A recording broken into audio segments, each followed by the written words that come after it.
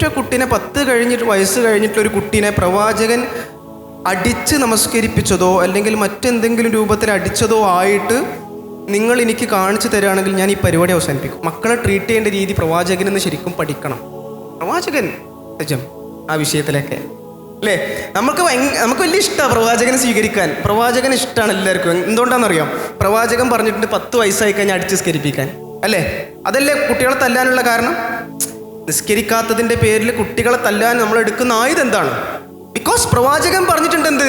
10 വയസ്സായ കുട്ടിയെ അടിച്ച് നമസ്കരിപ്പിക്കണം. ഓക്കെ, പ്രവാചകൻ ആയിരക്കണക്കിന് കാര്യങ്ങൾ പറഞ്ഞത് 999 കാര്യവും കഴിഞ്ഞിട്ടാണോ നിങ്ങൾ ഇതിലേക്ക് വന്നത്? എനിക്കതൊന്നല്ല എൻ്റെ വിഷയം. എനിക്കിഷ്ടമുള്ളത് പ്രവാചകൻ പറഞ്ഞതാ.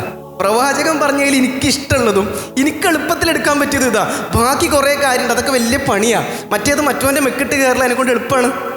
എനിക്കതിലൊന്നും ചെയ്യാനില്ല. എനിക്ക് വടിയെടുത്ത് ഓടിയാൽ മതി. അതിനെ പേര് പ്രവാചകനെ സ്വീകരിക്കാമെന്നൊന്നല്ല. നമ്മളെ ഇഷ്ടത്തിന് നമ്മൾ പ്രാവർത്തികമാക്കുന്നു എന്നുള്ളത് പറയാൻ പറ്റുള്ളൂ. കാരണം ഞാൻ എപ്പോഴും സംസാരിക്കുമ്പോൾ പറയുന്നൊരു കാര്യം, ഒരൊറ്റ കുട്ടീനെ 10 വയസ്സ് കഴിഞ്ഞിട്ടൊരു കുട്ടീനെ പ്രവാചകൻ അടിച്ച് നമസ്കരിപ്പിച്ചതോ അല്ലെങ്കിൽ മറ്റെന്തെങ്കിലും രൂപത്തിൽ അടിച്ചതോ ആയിട്ട് നിങ്ങൾ എനിക്ക് കാണിച്ചു തരികയാണെങ്കിൽ ഞാൻ ഈ പരിപാടി അവസാനിപ്പിക്കും. അങ്ങനെ ഒന്നുമില്ല. അടി എന്താണെന്ന് പഠിച്ചു കഴിഞ്ഞാൽ അടിക്കാൻ പേടിക്കുന്ന രൂപത്തിലാണ് ആ കാര്യമുള്ളത്. അടിക്കുന്ന രൂപം എന്താണെന്ന് പഠിച്ചു കഴിഞ്ഞാൽ ഞങ്ങൾക്ക് അടിക്കാൻ പേടി വരും. ബട്ട് പ്രവാചകൻ പറഞ്ഞാലേ അടിക്കാൻ അറഞ്ചം പുറഞ്ചടിയാ.